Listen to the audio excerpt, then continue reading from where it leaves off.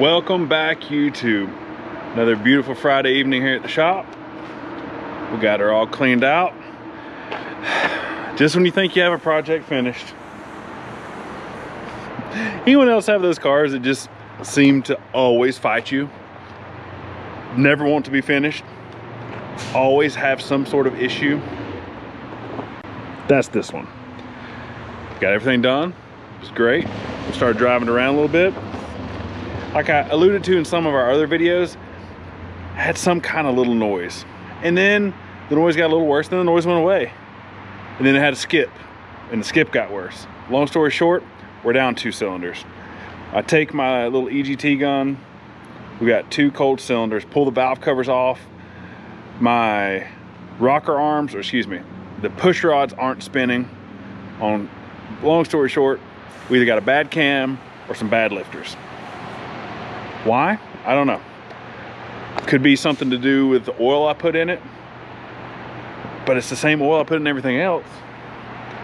Could be that it sat for a long time. I mean, this thing sat for like 5 years, but it ran fine to begin with. Long story short, got to change the motor. This thing doesn't justify any crazy LS swap, big blocks, anything. We're gonna put another small block on it, and I'm gonna show you what exactly we're gonna do. Just remember, this project is already annoying me and we haven't even got started. Because the way my lift is, I have to back the truck on the lift, which means I have to take off the outers so that I can clear the post. Oh, such a good hobby. I love cars, I love cars. Jack it up. Jack stands under the chassis. Whoop, let the rear end droop. Well, not a little too far. Now we can take the wheels off. Get off of there.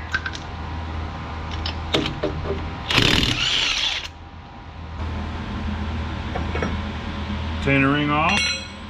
Now with the rear end droop down, we actually have enough room to shimmy the outer off. Something like that. Whoa, simmer down. Turn the ring back on. And we'll go back with maybe 3 or 4 lug nuts tight. The rest of them we'll just start back on the stud so we don't lose them. Now that it looks like this thing skipped leg day its entire life, back it into the lift. Last time on this motor. As you can see, up in the air, went ahead and pulled the hood off, battery out, first things first. I never start a big project like this with the battery still connected. Never know. I've accidentally done it before. I'm not gonna do that again. We're gonna start by dropping the fluids, radiator, oil, get the exhaust out of the way. I'm gonna try something new that I've never done before. Usually I will drop the trans and then pull the motor. But on the Buick, I left the trans in it, and that actually worked out really well. It wasn't that bad getting the dowel pins lined back up. I think I'm gonna try it again. What's y'all's opinion of that? Do y'all pull the trans? Do you try to leave it in? It's kind of tricky to get a motor and trans out the top as one assembly. I don't have one of those really cool, like, cranky, windy up, engine tilty things. What do you do? Go down in the comments, let me know. Maybe give me some good ideas. Usually it's drop the trans out on a trans jack, pull the motor out. I'm gonna try something different.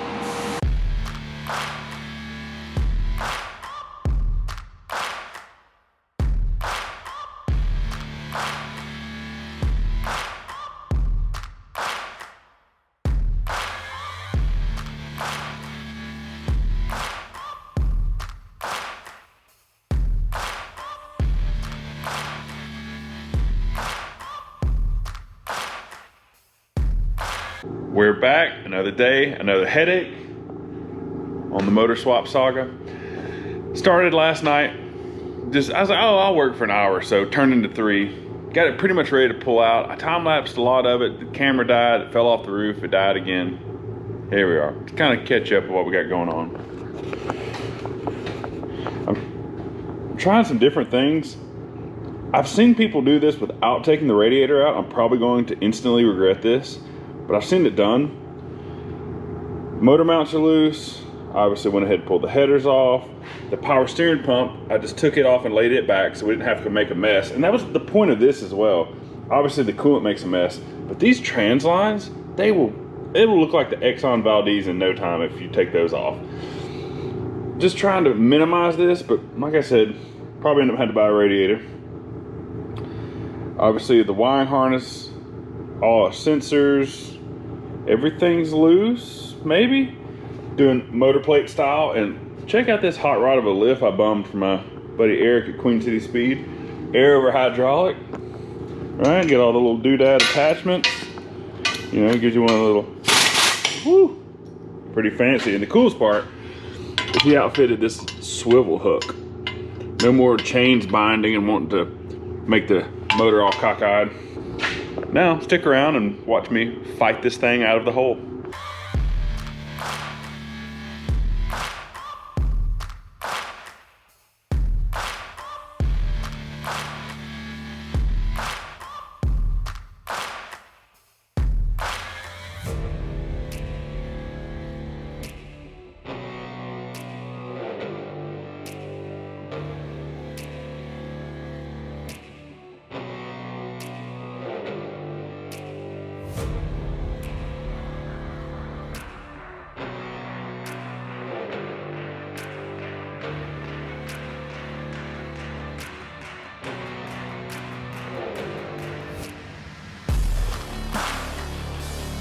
Well, that was easier than I thought it was going to be, which means putting it back in is going to be a bear.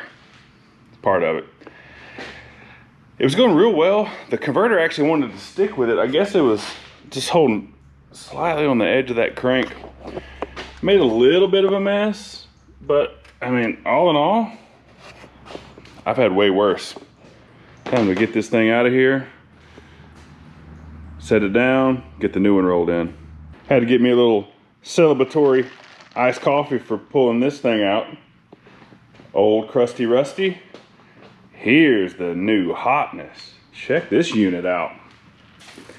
This was a pull out of my buddy's 86 C10. It was his grandpa's truck and he put an LS in it. This is 350, still ran good.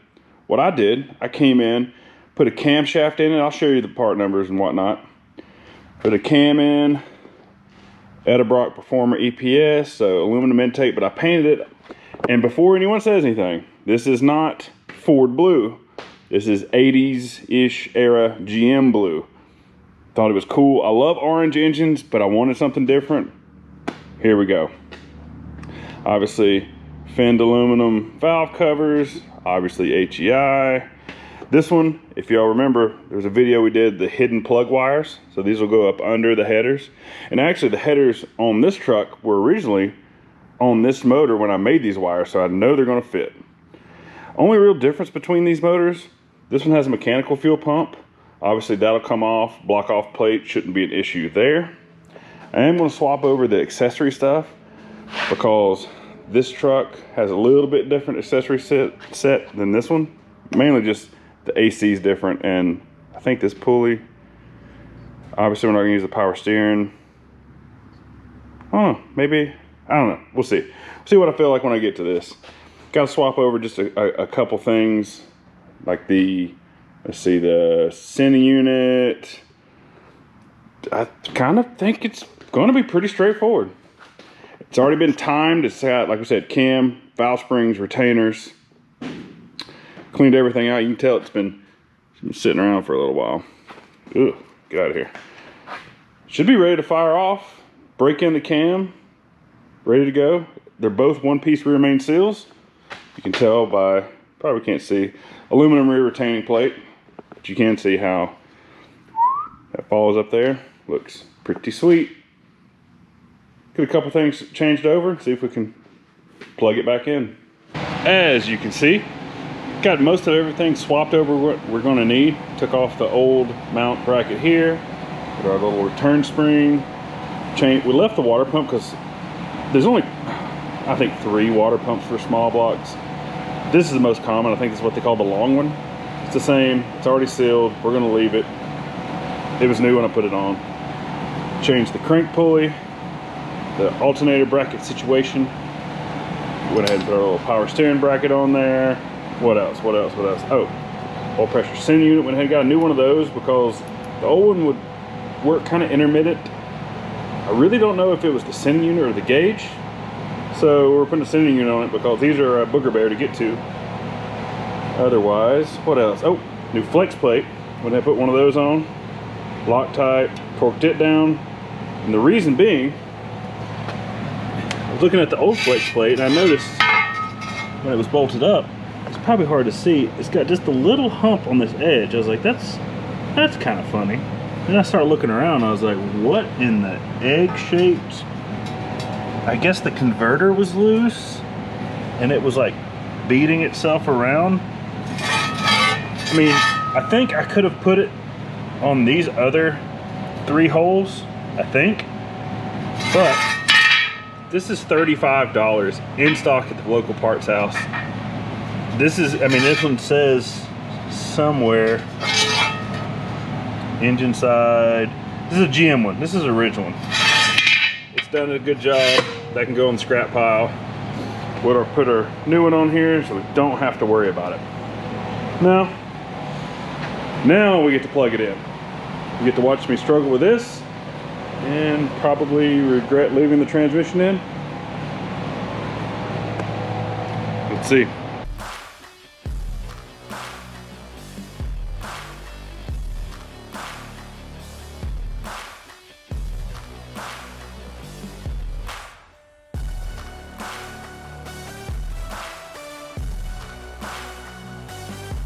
I like to ease it down little by little.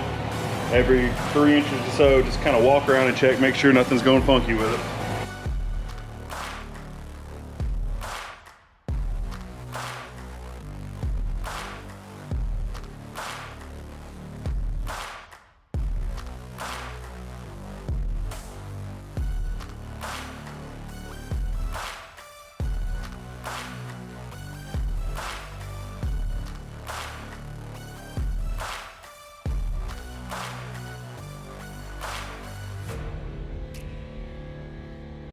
Well, I wouldn't have expected that. It actually went right in. Kind of probably hard to see. Yeah, right there. Look at it. Dowel slid right in the trims on both sides. First try within just a few minutes. Oh, back up under here. Yeah, there you can see right there. We made it up. Like I said, this is my first time not pulling the trans. I'm putting a motor in. That worked awfully well. Probably gonna start doing that in the future, at least on the small block stuff. Like we talked about, I did on the Buick, but it kind of didn't have an option to be in a torque ball transmission. This one, pretty good. We're gonna start some bolts in the bell housing, start some motor mount bolts. Reassembly time.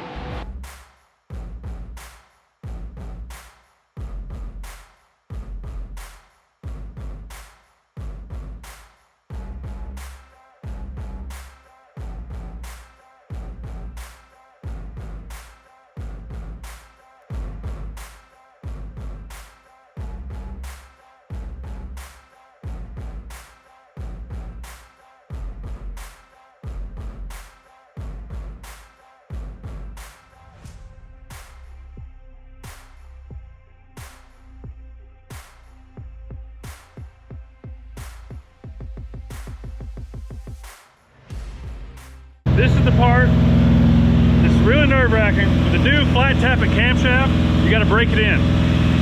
30 minutes at 2,000 to 2,500 RPM, revving in between.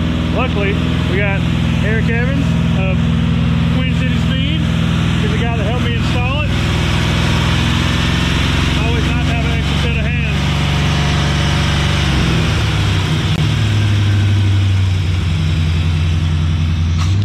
So we'll be running, like I said, for 30 minutes, up and down. We're watching oil pressure, water temperature. Already set the time and everything's good there. Just got to stand over a motor while it's running at 2,500 RPM. It's a little unnerving, but part of the process.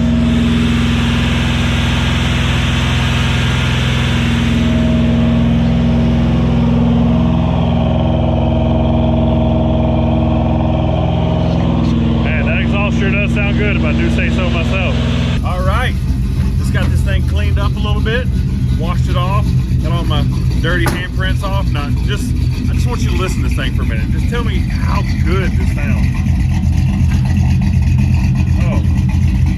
Oh, she's talking to us. I love this cam. It's got it just enough where it sounds aggressive, but not where it's just like chopping the block down, and just to that point where it's a non-functional camshaft. Sounds great. I've driven it down the road and around town. It's got great power range, pulls well. I'm just super happy with it. And the sound, she's number one. All right, been cruising this thing around. It's been a lot of fun. Unfortunately, to build the next project, this one's got to go. Next one's going to be kind of expensive, and it would really help out to sell this one to fund it. It is what it is. I already have 2 full-size trucks. I really don't need a third, and I'm out of space. So, hey, what do you do? Can't keep them all. It will be for sale locally on Marketplace. You know, I may keep it until Thanksgiving. We're going to go to the turkey run with it, maybe keep it first of the year. I don't know.